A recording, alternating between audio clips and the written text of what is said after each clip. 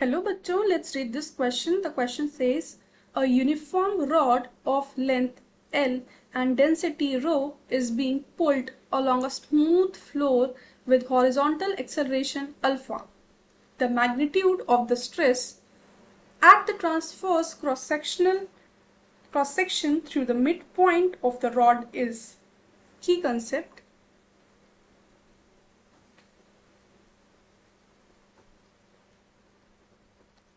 की कॉन्सेप्ट होगा यहाँ पे स्ट्रेस। तो जो स्ट्रेस होता है हमारा the restoring force per unit area of the material. और जो हम स्ट्रेस को डिनोट करते हैं वो हमारा जिसका सिंबल होता है सिग्मा इक्वल्स टू फोर्स। ये जो फोर्स होता है रिस्टोरिंग फोर्स जो होता है force by area of cross section, force by area of cross section, ये होता है हमारा स्ट्रेस। तो अकॉर्डिंग टू द क्वेश्चन जो हमें क्वेश्चन में गिवन है कि एक हमारा जो है uniform rod of length L है,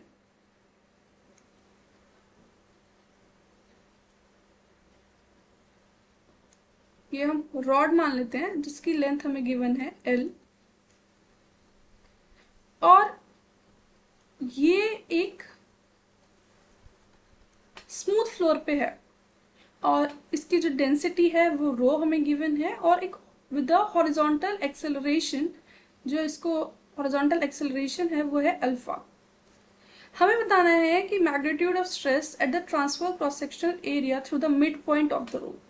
जो mid point of the rod है, मतलब कि ये इसको हम mid point of the rod बोलते हैं, तो इस mid point of the rod पे कितना स्ट्रेस एक्ट कर रहा है ये हमें बताना है।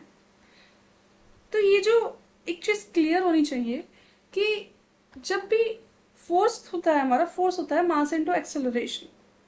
अगर हम इस पॉइंट पे जो ये रॉड का एंडिंग पॉइंट है यहाँ पे अगर हम देखते हैं कि कितना फोर्स यहाँ एक्ट कर रहा है तो वो होगा एक्सेलरेशन। एक्सेलरेशन तो अल्फा है, पूरी जो रॉड है उसकी एक्सेलरेशन हर एक पॉइंट ऑफ रॉड पे जो एक्सेलरेशन होगी वो अल्फा ही होगी, चाहे हम स्टार्टिंग पॉइंट पे देखें, चाहे एंडिंग पॉइंट पे देखें, चाहे मिड पॉइंट पे देखें, रॉड के किसी भी पॉइंट पर जो एक्सेलरेशन होगी वो अल्फा ही होगी।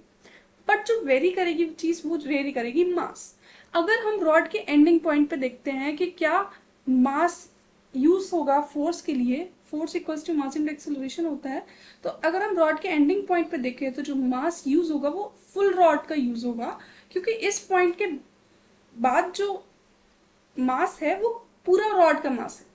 अगर हम रॉड के मिड पॉइंट पे चेक करते हैं कितना फोर्स एक्ट हो रहा है, तो यहाँ पे जो एक्सेलरेशन होगी वो तो अल्फा ही होगी, पर जो मास होगा वो मास यूज होगा ये जो इस पॉइंट के बाद का जो मास है, मतलब कि इतना जो रॉड है हमारी L/2, इसका जो मास है वो यूज होगा यहाँ पे जब हम फोर्स निकालेंगे, क्योंकि stress equals to force by cross sectional area होता है।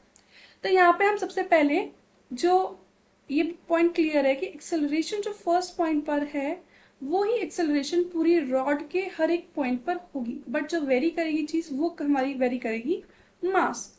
तो सबसे पहले हम मास निकाल लेते हैं हमारे हाफ रॉड का, वो हमारा हो जाएगा मास हो जाएगा।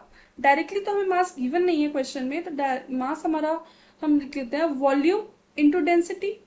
वॉल्यूम भी हमें हाफ रॉड की वॉल्यूम लेनी होगी इंटू डेंसिटी होगी हमारी रो। सो वॉल्यूम हमारी हो जाएगी, वॉल्यूम निकाल लेते हैं, वॉल्यूम कितनी होगी, वॉल्यूम हमारी हो जाएगी cross sectional area, cross sectional area into length.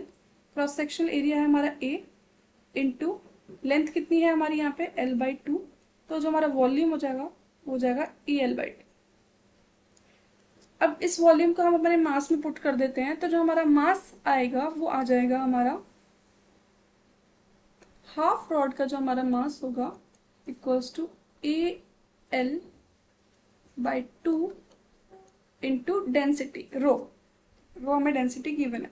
तो अगर हम फोर्स निकाल रहे हैं हाफ रॉड के पॉइंट पर, तो वो हमारा हो जाएगा m half into acceleration, acceleration हमारी अल्फा है equals to AL/2 rho into acceleration alpha. जो हमारा स्ट्रेस होता है वो होता है stress equals to force by area of cross section. तो फोर्स की वैल्यू पुट कर देते हैं AL/2 रो अल्फा और 1/A। ई से ए कैंसिल हो जाएगा तो हमारा जो स्ट्रेस आएगा वो आ जाएगा L रो अल्फा/2। दैट मीन्स जो हमारा स्ट्रेस होगा mid point of the rod वो होगा हमारा L रो अल्फा/2। सो हमें क्वेश्चन में यही निकालना था, stress at the transverse cross section to the mid point of the rod. तो वो हमारा आंसर आ गया है L रो अल्फा/2। Hope you understood it well. Best of luck.